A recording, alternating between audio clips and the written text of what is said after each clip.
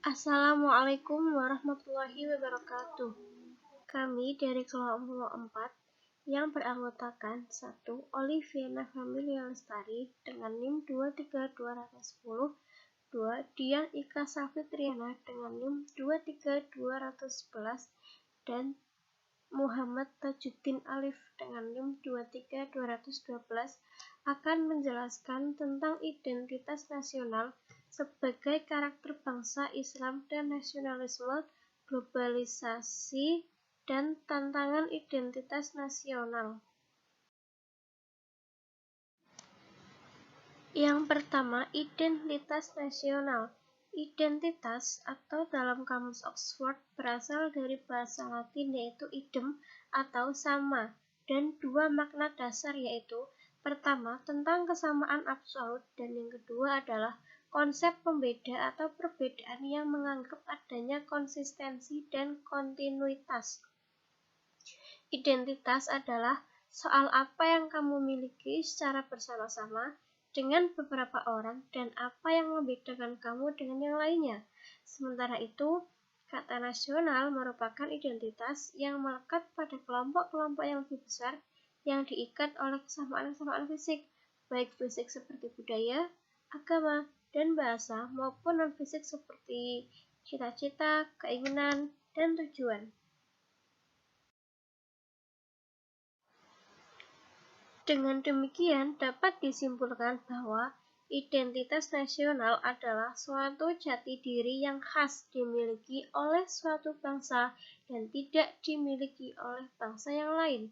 Dengan kata lain, identitas nasional adalah kumpulan nilai-nilai budaya yang tumbuh dan berkembang dalam berbagai aspek kehidupan dari ratusan suku yang dihimpun dalam satu kesatuan Indonesia menjadi kebudayaan nasional dengan acuan Pancasila dan Bhinneka Tunggal Ika sebagai dasar dan arah pengembangannya. Kemudian unsur-unsur identitas nasional. Unsur-unsur identitas nasional merujuk pada bangsa yang majemuk. Kemajemukan itu merupakan gabungan unsur-unsur pembentuk identitas nasional yang meliputi suku bangsa, agama, kebudayaan, dan bahasa. Dari unsur-unsur identitas nasional tersebut dapat dirumuskan pembagiannya menjadi 3 bagian, yaitu yang pertama, identitas fundamental, yaitu Pancasila sebagai filsafat bangsa, dasar negara, dan ideologi negara. Yang kedua, identitas instrumental, yaitu berisi Undang-Undang Dasar 1945 dan tata perundang-undangannya. Dalam hal ini, bahasa yang digunakan bahasa Indonesia, bendera negara Indonesia, lambang negara Indonesia, lagu kebangsaan Indonesia yaitu Indonesia Raya. Kemudian yang ketiga, identitas alamiah, yaitu meliputi negara kepulauan dan pluralisme dalam suku, budaya, bahasa, dan agama serta kepercayaan. Selanjutnya, tantangan terhadap identitas nasional. Yang pertama, tantangan eksternal. Tantangan eksternal bersumber pada berkembangnya proses globalisasi yang melahirkan neoliberalisme dan kapitalisme yang mengejawantah dalam Adagium on World Development melalui berbagai kesepakatan yang dituangkan melalui konferensi internasional seperti WTO, APEC, dan lain sebagainya dengan implikasinya yaitu tumbuhnya tata sosial baru yang cenderung mengaburkan identitas nasional kita. Fenomena globalisasi yang melahirkan neoliberalisme dan kapitalisme melahirkan keterkaitan dan juga saling berkepentingan yang menembus batas-batas geografis suatu negara. Identitas nasional akan digoyang oleh budaya globalisasi melalui iptek dengan teknologi informasi dan komunikasinya yang super canggih akan menyentuh semua segi dan seni kehidupan. 2. Tantangan internal. Tantangan internal merupakan konsekuensi logis dari runtuhnya kekuasaan Orde Baru yang secara otoriter selama 32 tahun menegakkan persatuan dan kesatuan bangsa melalui pendekatan keamanan yang memasung hak-hak konstitusional rakyat melalui berbagai kebijaksanaan yang bertentangan dengan konstitusi itu sendiri. Selain itu, maraknya korupsi, kolusi, dan nepotisme di semua tingkat dan lapisan birokrasi, maka meruntuhkan kekuasaan otoriter Orde Baru.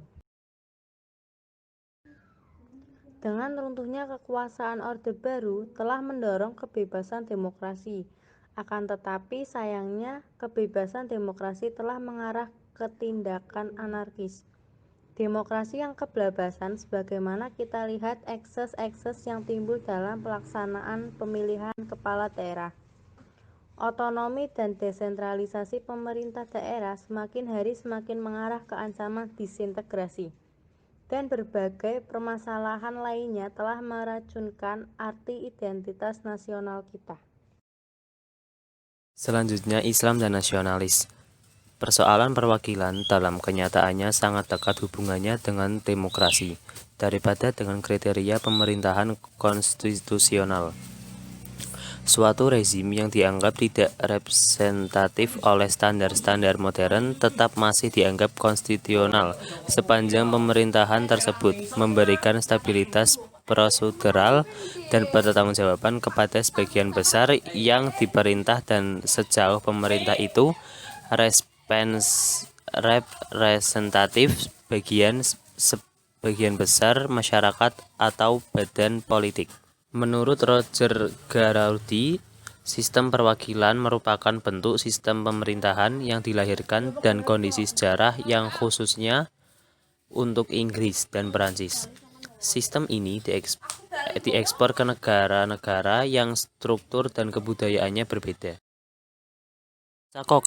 Pencangkokan ini akhirnya menyebabkan umat Islam menjadi asing dari dirinya sendiri, dari teman-temannya, dari sejarahnya, dari kebudayaannya, dan dari hari esok harinya sendiri. Modernaritas yang diusulkan selama ini kepada umat Islam untuk membangun negara dan dirinya berarti untuk melalui kembali tahap-tahap yang dilalui oleh Barat selama 400 tahun. Ini berarti bahwa umat Islam harus menganggap masa lalunya orang lain sebagai hari esoknya sendiri. Akbar S. Ahmed melihat bahwa periode modern ini telah menggiring kaum muslim ke arah jalan kebuntuan, diktator, kudeta, korupsi, dan nepotisme dalam politik, standar pendidikan yang rendah, paresis intelektual, penindasan terhadap wanita, dan distribusi kekayaan yang tidak adil menjadi sebagian karakteristiknya. Nasionalisme politik di Indonesia diperkenalkan oleh para intelektual dan kaum terpelajar yang pada awal abad 20 membentuk Budi Utomo. Gerakan ini berkembang di kalangan terpelajar yang kelak menjadi cikal bakal terbentuknya elit modern Indonesia, yang oleh Robert Van Niel diuraikan sebagai berasal dari kaum priai. Kebangkitan nasionalisme yang dipelopori kaum semakin mendinamisasikan kaum pergerakan dalam upaya mencapai kemerdekaan di bawah cengkraman kolonialis Hindia Belanda dan juga Jepang. Para tokoh pergerakan itu menyadari benar arti penting semangat nasionalisme. Pahlawan pendidikan kita, Ki Hajar Dewantara, mengemukakan rasa kebangsaan yang berasal dari rasa percaya diri, yang menjadi rasa kekeluargaan dan menjadi rasa hidup bersama. Kemudian, mewujudkan untuk mempersatukan kepentingan bangsa dengan berkepentingan sendiri. Nasib bangsa dirasakan sebagai nasibnya sendiri, kehormatan bangsa sebagai kehormatan sendiri. Sedangkan I.R. Soekarno menegaskan bahwa bangsa adalah kelompok manusia yang mempunyai hasrat untuk bersatu teguh, mempunyai kesatuan sifat yang umum dan tinggal di atas wilayah geopolitik yang nyata, merupakan satu persatuan. Kesimpulan dari penjelasan di atas yaitu identitas nasional hingga saat ini sebagaimana dapat dilihat dalam buku teks pelajaran sejarah, masih juga merupakan kelanjutan dari bentuk-bentuk kuasa atau pengetahuan yang bercorak kolonial, meskipun penulisan buku teks di mana kemerdekaan bersifat Indonesia sentris, tidak lagi Netherlands sentris. Kuasa atau pengetahuan dalam pengertian ini tentu saja bukan sekedar persoalan dalam proses seperti apa bangsa Indonesia menjadi atau golongan mana saja yang ikut melahirkannya, melainkan lebih daripada itu, kolonialisme dalam upaya perumusan identitas nasional justru terjadi pada tataran epistemologi. Cukup sekian dari kelompok kami. Terima kasih. Wassalamualaikum warahmatullahi wabarakatuh.